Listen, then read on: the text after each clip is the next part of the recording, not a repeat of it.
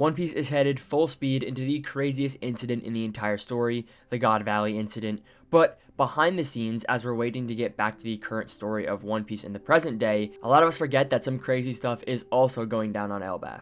And in both God Valley and the present day waiting for us after this flashback, there is something lurking that I'm not exactly a fan of, something that I think is a bad writing choice from Oda. You saw the title in the thumbnail. I'm talking about Domi Reversi, Imu's craziest ability. Now, I feel like I shouldn't have to say this, but I'm gonna say it anyway.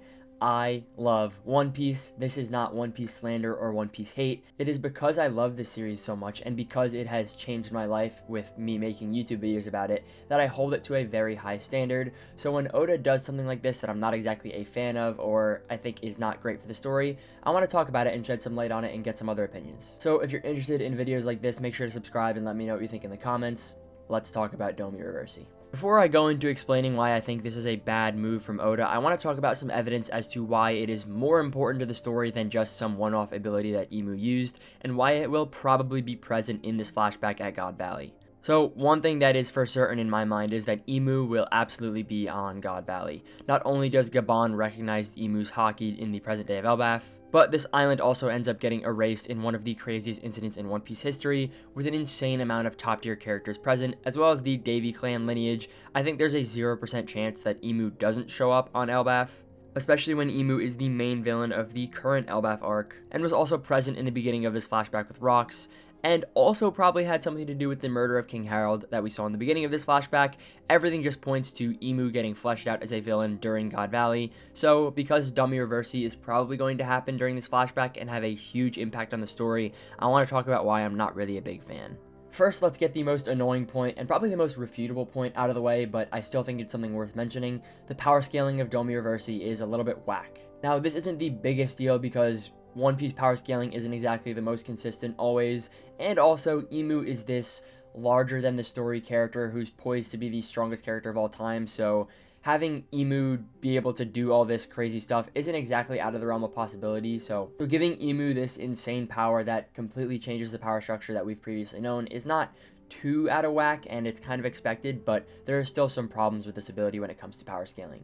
And the first thing that worries me is the fact that Imu can turn any character into a soldier, seemingly without any repercussion, and I feel like the balance of power between the previously established hierarchy of One Piece power scaling gets a little bit disrupted by this. Oda has very carefully crafted a world where the world government, the pirates, the revolutionaries, the marines, all have their own unique type of firepower, and they're all very equally balanced, and I think that has been one of the best parts of One Piece throughout the entire story. So the fact that Imu can kind of just pick any of these top tiers from any of these factions and turn them into a soldier directly under their command, I mean, it's a little bit cheap in my opinion. The reason I'm saying this first before any of my other concerns is that there is an easy way to take care of this problem. If Oda establishes clear conditions as to how Domi Reversi works and what Imu is capable of, I think it'd be a little bit better, because that way us, the readers, know that Imu can't just snap and turn like Luffy and Zoro into world government soldiers. Otherwise, it would just kind of feel really cheap for the power scaling of the story. But also, I feel like Domi Reversi kind of strays away from the norm of what power scaling in One Piece has been. Again, this isn't the biggest deal because of how unique Imu is as a character, and because they're supposed to be the #1 strongest character in the entire story. So it's not the biggest deal that we're getting something new, but in the past, One Piece characters have always been established or hyped up through haki feats and devil fruits, right? Oda was telling us that Shanks is an incredibly strong character all the way back in like chapter 300 because he was knocking out people with his haki. Oda shows us how strong Luffy is knocking out characters with his haki, or having Bellamy tell Luffy that he's a haki monster, or even just devil fruits. When people saw Kaido's devil fruit, they realized that he was a problem. Oda has had this very established way of making characters strong, or at least hyped up for the future. So with Domi Reversi being this entire new entity in the story, I feel like because it's so away from the norm, it's hard for me to get hyped about how strong Imu is. Again, if conditions are established and Domi Reversi is a little bit fleshed out, I feel like this problem would go away a little bit, but I just wish Oda would put a little bit more time into fleshing out Imu's haki, or maybe their abilities that we've seen before, so that way we know that Imu is a strong character without having to decipher what this new ability is. But this probably just sounds like I'm whining about power scaling, and One Piece power scaling has had problems in the past, so that's all whatever. Let's talk about why I really think Domi Reversi is not a good writing choice for the progression of the story and the characters, and why I feel like it could cause a lot of problems in the future. Ask any One Piece fan what their biggest criticism of One Piece is besides the pacing. A lot of people will say the fake out deaths. Now, I'm not talking about the scenes where Oars steps on Zoro and people think Zoro is dead. Obviously, this is not a fake out death because Oda is not milking the emotion out of these things. I'm talking about the instances where we get a very emotional moment, a tearjerker, where we feel like a character is going to exit the story with death or some kind of departure, and then Oda just magically brings them back. Examples of this are Saul in Robin's backstory, an extremely heartfelt, tear-jerking farewell just for Saul to be reintroduced into the story. Same with Pell, his farewell to save all of Alabasta just for him to magically be alive. Kinemon having this heart-wrenching speech on the top of Onigashima, getting smashed by Kaido right after that and still living. Oda just loves to write these emotional moments where you think one of your favorite characters is going to die, and then just cheapening it later by reintroducing them into the story.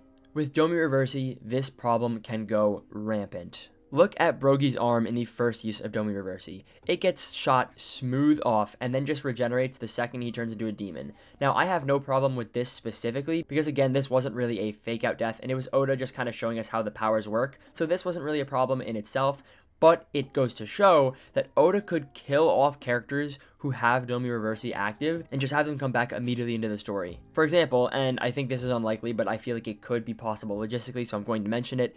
If Harold's death was a Domi Reversi scenario, and Harold's death was actually Loki killing his father who was Domi Reversi'd, wouldn't that make it possible for Harold to be alive right now? Obviously, I don't think that's the case like I just said, but it would be logistically possible if he had the immortality active. It's the same if this happens to someone like Rox on God Valley. We obviously know Rox is probably dead in the current story, but if he was Domi Reversi'd, he would have access to that immortality and would possibly be alive right now. I just feel like it opens the door for even more fake outs than One Piece already has, and I am not a fan of that. If you don't think One Piece fake outs are a problem, then maybe this doesn't matter to you at all. Personally, I wasn't a fan of Saul coming back. Personally, I wasn't a fan of Pell coming back. All of these characters who kind of made me upset when they died and, elicited an emotion out of me, being reintroduced to the story definitely cheapens the value of that scene in the first place that made me emotional, and I'm not a fan of that. Domi Reversi could totally create scenes like that at a scale that is just irreversible for damage in the story, but again, if that's never bothered you, maybe you don't care about that.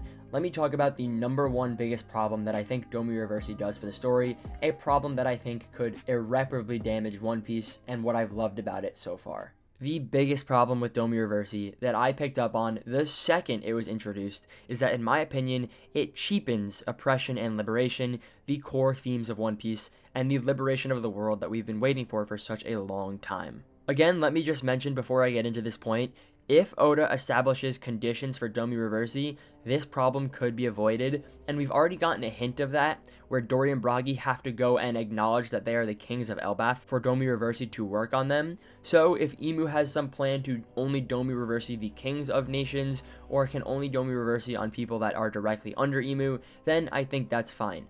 However, we do see a bunch of giants get Domi Reversi'd that aren't kings, and this made me feel like the end of the story could feel extremely cheap. What I mean by that is that the world is already oppressed.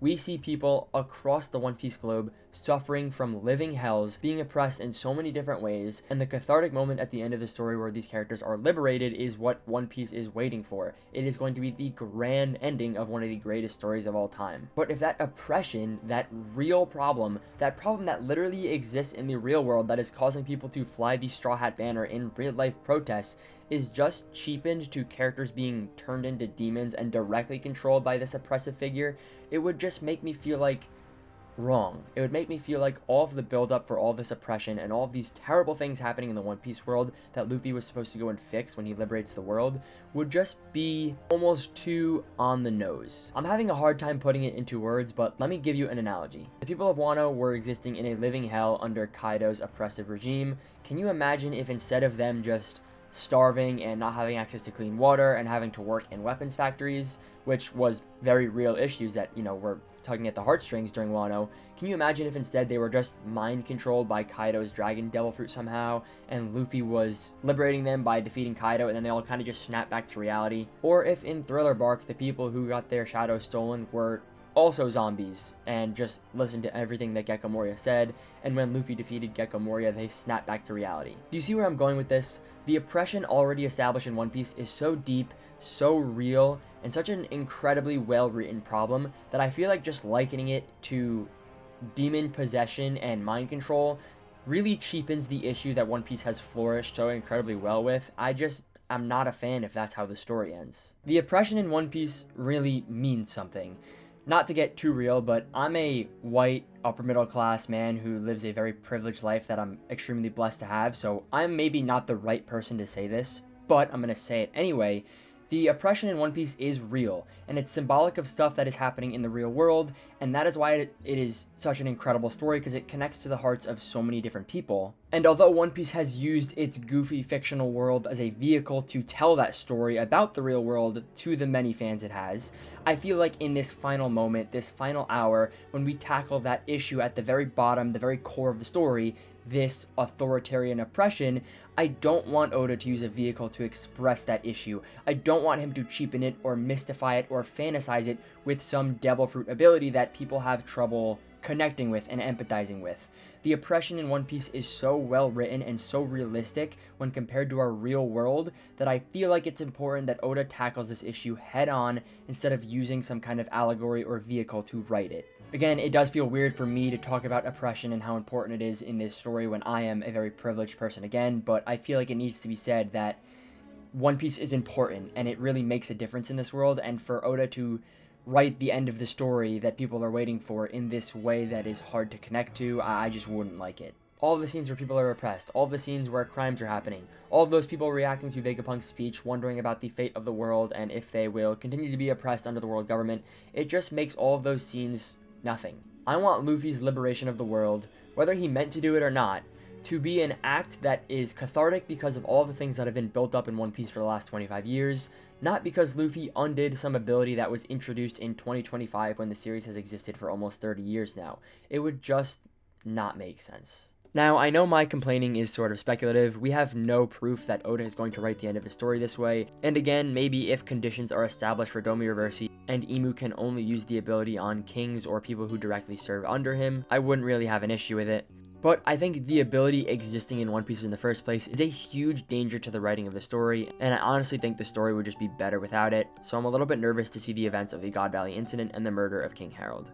Thanks for watching the video all the way through. I'm not really used to making these criticism videos, and a lot of times they get some hate comments and stuff like that, which is not a problem to me. People are entitled to their own opinions, but I hope it wasn't too negative or just me complaining for too long. I really think this could be a problem for One Piece's writing, and I'm curious what other people have to say about it, which is why I'm making this video. I'm not exactly like shedding light onto anything or asking for some change. There's no way a YouTuber like me or a YouTuber of any size could make an actual change in the story, but I think something like this is worth talking about because it generates productive discussion about writing and preferences in stories, and I think it's just fun to talk about, so truly let me know what you have to say in the comments. I'm super interested if I'm overreacting here or if it's a legitimate worry. Again, if you enjoyed this video, I'd super appreciate it if you could subscribe. It super helps out the channel. I'd love to have you on board, and thanks for watching. I'll see you next time.